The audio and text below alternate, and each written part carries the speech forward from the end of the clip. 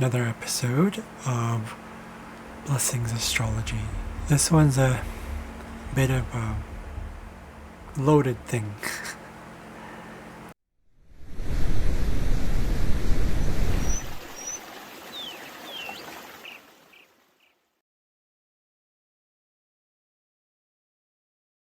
So, as many of you know, having woundedness or having wounds or pain, suffering, and all that stuff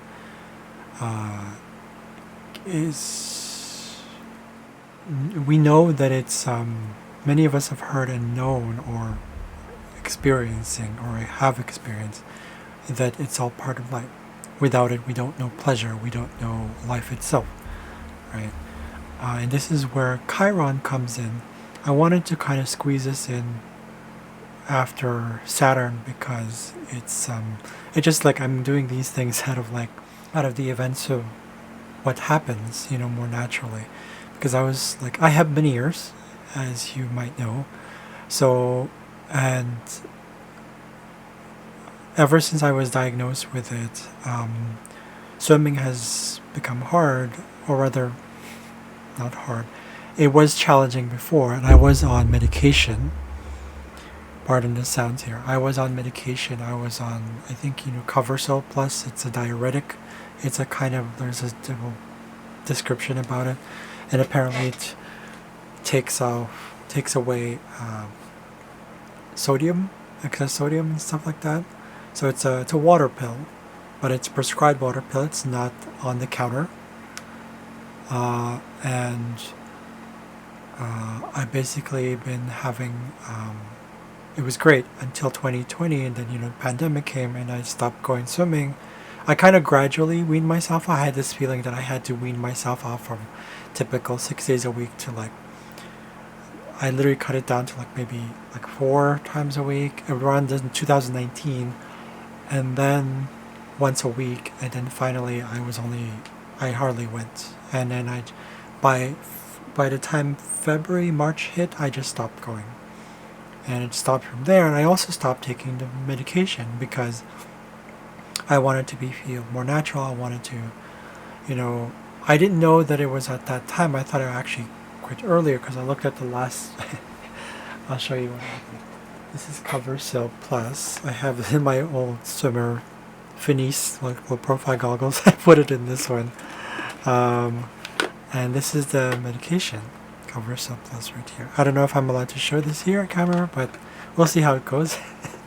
So perindopril albumin 4 milligrams plus end up blah blah blah blah blah blah blah blah. Okay, so I still have some here, and I was debating whether I should go back into it so I can at least do yoga, because I do get dizzy when I do yoga, especially even when I do Ashtanga yoga. I've been doing it consistently since November last year. I stopped again because I was getting dizzy, and it's a kind of traumatic thing because it's it feels like everything's out of balance. And as you may know, people who Sun in Libra, we love balance, especially with at first what you first discover when you're young, as if you have Pluto conjunct Sun Libra or something similar to that. Pluto wants you to be genuine, but then you start to realize you keep looking for genuine relationships, all those things. So anyways, I digress. The point is that everything's all connected. So Chiron in our charts point to where we should work with our wounds and heal from that. Sometimes it takes a while, especially if you have Chiron, say Taurus, the most stubborn sign in the zodiac, and it takes a while. So this is what's happening, especially when Chiron is in retrograde. Woohoo! And a bit sarcastic there, but in truth, it's made me realize that there's something missing. If you ever seen my chart in previous other videos, astrology videos I posted, Taurus is Earth, and that's one of the things I'm missing in my life, is to be more Earth, to be more patient.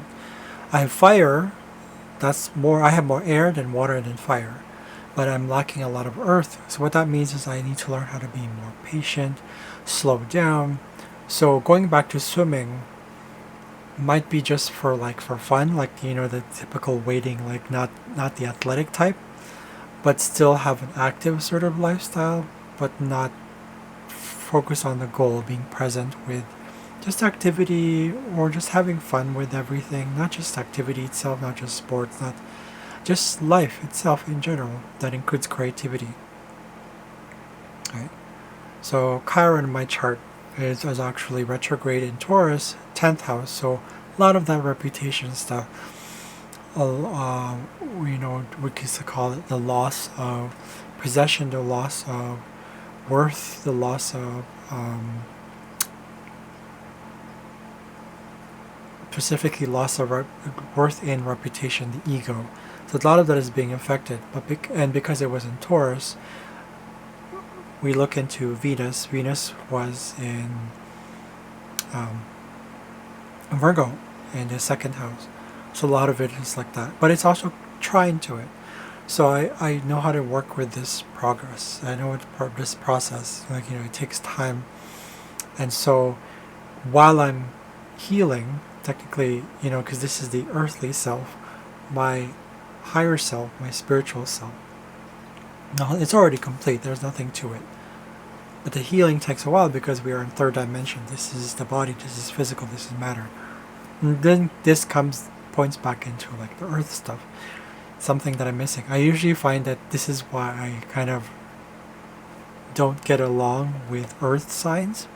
Not just sun, earth people, but like in general, like earth, like people with earth in their charts, like very practical, kind of cold. And I'm doing all that air quote stuff is because, as air, you want to be more free, more like curious, but instead of practical. So I'm learning to be more practical, especially with that square. And my square that I have is Chiron square, North Node. And because Chiron was also opposition to my Mercury Lilith conjunction, Uranus conjunction, those three, in Scorpio. So the thoughts that I have on how I can innovate, how I can become more adaptive towards that. So anyways, the point here is not about my chart, the point is about Chiron. So Chiron through the signs. Chiron through the signs is, first of all, I want to specify that Chiron is all about wounded healing, right? So working with what you have, what you feel like is, whether there's a loss or any sort of wounding that you've had, whether it's also it is subconscious, because it's the process. It's if you look at Chiron, it travels between. It's an asteroid that travels between Saturn and Uranus. So it's working with the limitations of your life, but at the same time embracing the change that might come along, and working with that and seeing, that you are always. Truthfully, we are whole. We are already complete. We come from love. We come from this divineness. It's this possible things, and this is why I was able to do the swimming stuff. I literally crammed into. I was a late bloomer. I crammed typical 20 years for the actual swimmers that I've met before, and people in my swim team. They've been doing this for like 20 something years. I crammed all that training experience in about 4 years. So it was like intense training, as in every day, 2 hours or more, 6 times to 7 times a week, of really like just like, because I wanted to get better at it. I was like, first I enjoyed it, then I lost touch of the fun. I lost touch of it. This is where that thing comes in. I didn't follow my destiny. I didn't follow that path of like, just enjoy it. Just enjoy it. I didn't do that. I didn't listen to it. And then lo and behold, that's the karmic's thing. That's also, Chiron is also karmic.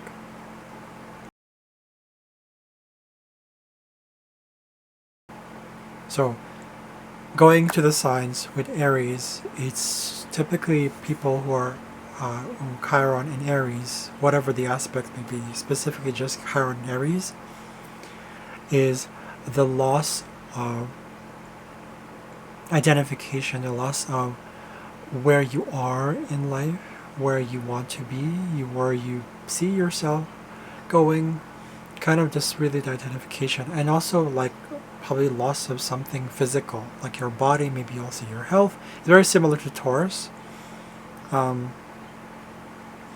in this case, it's not about pleasure. It's about curiosity of life, in life itself.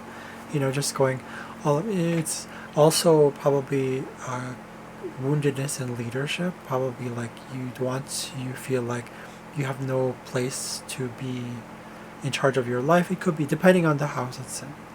So in Aries, it's like that, and woundedness. There's kind of like you kind of have lost this purpose and direction in finding yourself where you just really just headed, right? Aries is about initiative as well, but so in that case, it's sort of like you have no. You've experienced a lot of like that. Limitations towards, it's almost like Saturn. It's limitations towards your purpose, where you feel like life brings you in the moment. It's almost like it becomes like you start to overthink things as well, especially if you have Chiron in retrograde in Aries. And the wounding becomes continuous, the wounding of the healing rather. Okay, and keep in mind that again, Chiron, because of Chiron, this is the part of our psyche that wants to heal. It's part of our process. The healing has to take place. Otherwise, you'll just be stuck in a rut and